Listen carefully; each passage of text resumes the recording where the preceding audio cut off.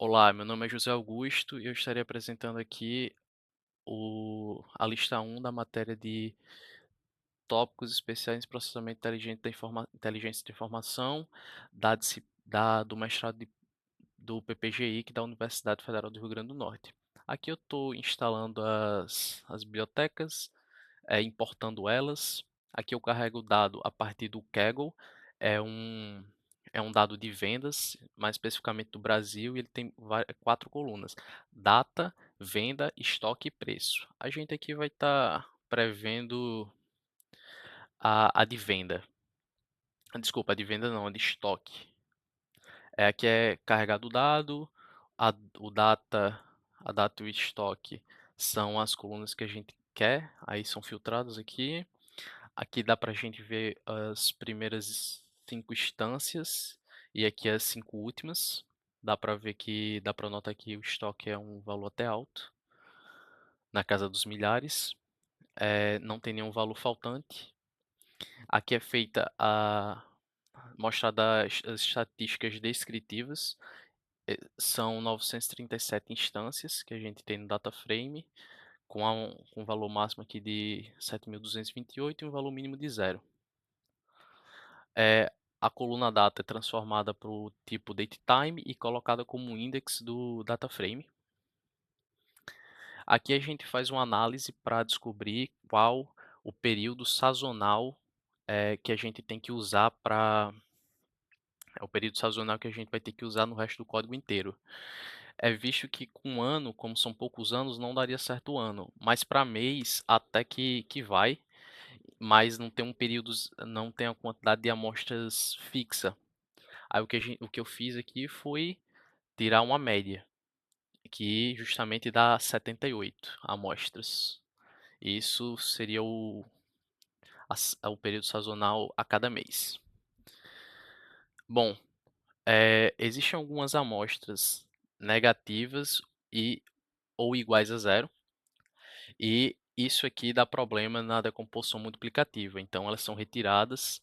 As negativas, como eu assumi que foi um erro, eu coloquei igual a mediana, enquanto os que são valores zeros, eu assumi que realmente pode ter estoque zerado, então eu coloquei um só para conseguir fazer a decomposição multiplicativa. Aqui é um plot da série. Aqui a gente consegue ver também o gráfico de densidade que se aproxima do normal com a leve assimetria à direita.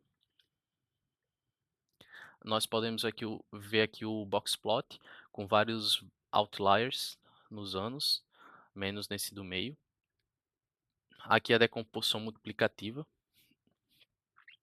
A gente pode ver que ele tem realmente uma tendência aqui, a sazonalidade bem definida e vários resíduos. Bom, a decomposição aditiva dá para perceber aqui que são valores bem parecidos, então não teve nenhuma grande diferença. Aqui a gente pode ver as estatísticas móveis do as estatísticas móveis, né, que no caso são a média e o desvio padrão. Bom, já a plotagem das funções de autocorrelação em função de autocorrelação parcial, ou ACF, PACF, tem aqui a gente consegue aqui alguns insights. Aqui a gente consegue que como ela não chega dentro dessa zona, tem uma forte correlação entre os valores. Já o PACF, ele consegue para a gente o parâmetro P do ARIMA, já que ele entra aqui dentro dessa zona e a gente consegue ver que o parâmetro P da autocorrelação ele vai ser igual a 1, enquanto aqui a gente não consegue descobrir o parâmetro lá para o ARIMA, mas a gente consegue ter esse insight que eles são bastante correlacionados. É, a gente consegue fazer aqui o teste de Dickey-Fuller. Isso aqui é uma função para automatizar, no qual ele plota essas estatísticas móveis e essas estatísticas móveis, e o mais importante, o valor P, que abaixo de 0,05 é considerado uma série estacionária. Aqui a gente já cumpre o papel de valor estacionário. É, bom, o log foi feito, porém foi observado que as previsões pioraram com os modelos testados, o ARIMA e o SARIMA, com o log. Então ele não foi utilizado. Aqui são as médias móveis para o sinal com log. Dá para notar também que o valor P não diminuiu consideravelmente. A diferenciação para remover tendência. Isso aqui é importante porque a gente também consegue o parâmetro D do ARIMA, que é o parâmetro de diferenciação. A gente consegue ver que com uma diferenciação, como vocês podem ver, como dá para ver aqui, o valor P vai para zero, absoluto zero. Isso faz com que a gente tenha uma série estacionária, né? Apesar de já ser, aqui o valor é bem menor, então melhor para a gente. Isso aqui já nos dá que o D da previsão com ARIMA é igual a 1. Foi retirado aqui 80% dos dados para teste e 20%, desculpa, 80% para treino e 20% para teste. Ficando com esse tamanho aqui de treino e teste.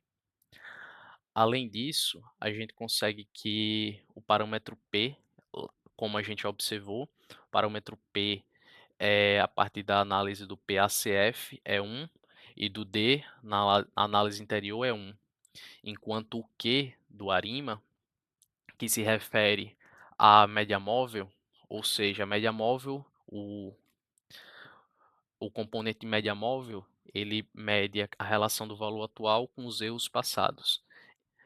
Ele vai ser igual a 2. Isso aqui foi feito a partir de testes por tentativa. Só para complementar, o P do modelo do AR, no caso, o componente de autocorrelação, mede a relação entre o valor atual e os valores passados da série, enquanto o D é o diferenciação, como eu tinha falado. Aqui a gente consegue fazer a previsão, desculpa, o treinamento, né, com base nisso aqui, e ele não leva em consideração a sazonalidade, que é um fator muito importante aqui. Vocês vai dar para perceber por quê. Aqui é feita a previsão no conjunto de testes e só lembrando que a gente tem 188 amostras para teste, ou seja, são bastante amostras. Aqui é feita a previsão, né, transformado para um data frame essa previsão e plotado. A gente consegue perceber que para o início ele realmente inicia exatamente no praticamente igual com praticamente igual aqui com o conjunto de teste, só que ele diminui lentamente.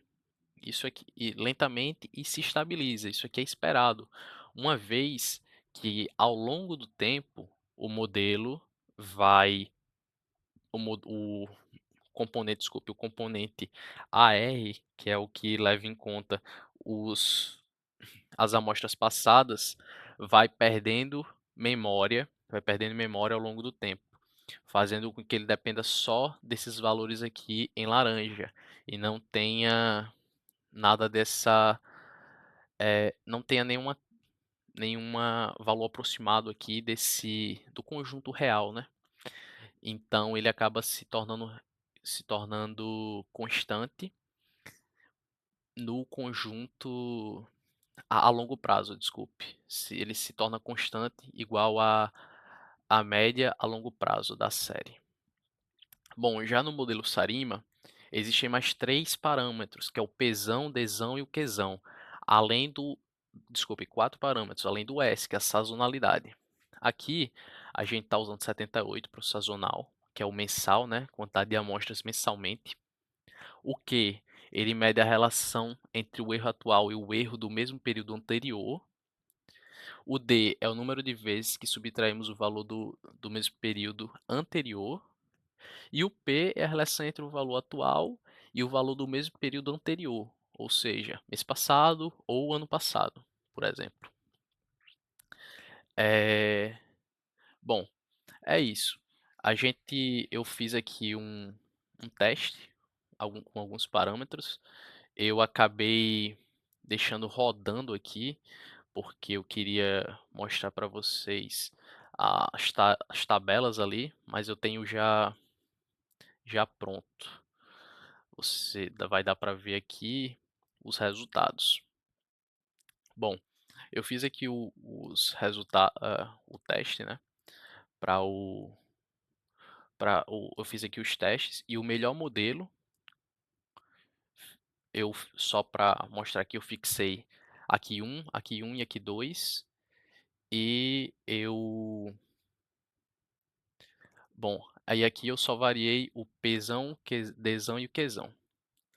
Fiz essa variação e o melhor foi o Pzão um e um, Pzão, Dzão e Qzão, com a sazonalidade 78. Aqui a gente dá para notar um certo overfitting, né? E apesar de ter esses valores de outlier aqui, esses erros, e a previsão, ele até que conseguiu chegar aproximadamente junto pega algumas tendências aqui, né, e alguns picos do conjunto de teste, mas não foi o ideal, teria que ser algum outro modelo. E é isso, obrigado.